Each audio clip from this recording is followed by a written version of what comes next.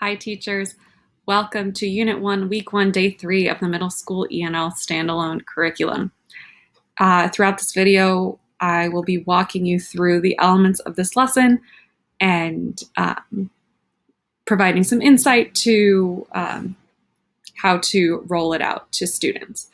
So the topic of this week is all about me. So in this lesson, students will be working with the literary text, My Name Was Hussein, but continuing to work on the same essential question, what makes us who we are? So the lesson starts with a do now, where students look at an image and write out here what they see, think, and wonder. So you'll notice this is labeled student resource. So if you look in the video adapted resources folder on TeachHub, you will be able to find this lesson and this specific presentation. This presentation has speaker's notes removed, so this can be assigned directly to students on Google Classroom or whatever platform you are using with your students. And that way students can complete all of their work on the slide. For the original version with the speaker's notes, if you look down here at the speaker's notes, there will be notes for teachers for implementation. You can take a look at the original version of this lesson on TeachHub or the teacher's guide for some more insight on specific moments of the lesson. All right, so back to the lesson. After the do now, you can go over some responses with your students to get them talking, to get them to recite and rehearse the things that they've written down.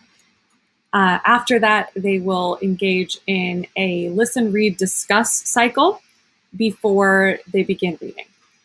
So you'll read this part. So in the last two lessons, we read about a student named Jose and his personal battle as he made his way to school and his life as Joey. And today we're going to begin reading another poem.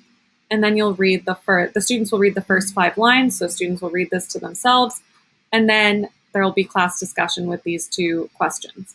What do we learn about the narrator from these lines? And why do you think he says that his name was Hussein? And down here, we have the difference between is and was. Another feature that is here is these hyperlinked academic vocabulary words. So that links right to vocabulary.com, where students can take a look at the definitions of those words. After the listen, read, discuss cycle, you will want to read the set the purpose to talk about what students will be doing in this lesson and what they're going to do next. After that, students will get into the text. So hyperlinked in this presentation is a recording of the text as well as a PDF of the text. You can find the Google Docs and PDFs in the Texts and PDFs folder in TeachHub, so you can assign them to your class if that is easier. Students can use tools like Kami and Markup, if those are tools that you use in your classroom, structures that already exist, or you can take the text, create a Google Doc, embed those guided questions, so that way students are working on an editable document instead of a PDF. So students will listen and read, they'll respond to the guiding questions that are within the text, and then address the discussion questions.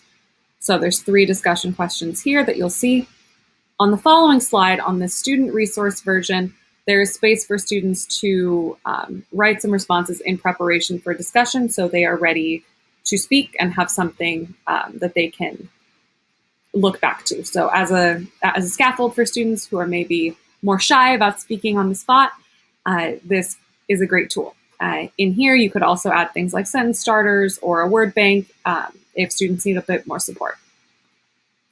Finally, after the reading, students will do a biography poem. So after reading the text, they'll go in and say things that, for example, Hussein remembers, Hussein was born in, Hussein believes in, Hussein likes to eat, Hussein loves, Hussein wonders, and Hussein fears. So these are more inferencing level questions. So right here, you'll see this bubble. You can look back at discussion question 3 to help you out with those last 2 lines. So discussion question 3 asks them to make a prediction. So that can help them out with those 2 inferencing questions. Finally, moving to the close and connecting. For this lesson, you can choose any of these writing tasks that feel most appropriate to your students, or more, one or more.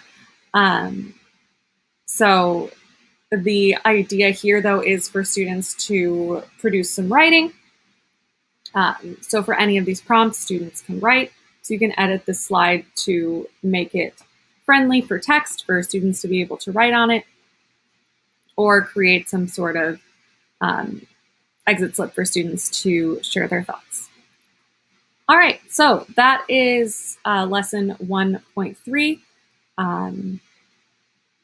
As always, you can take a look at the teacher's guide that is in TeachHub if you have some other questions, and be sure to check out the teacher's version of this lesson and take a look at those notes for teachers in the speaker's notes. All right, best of luck with your class.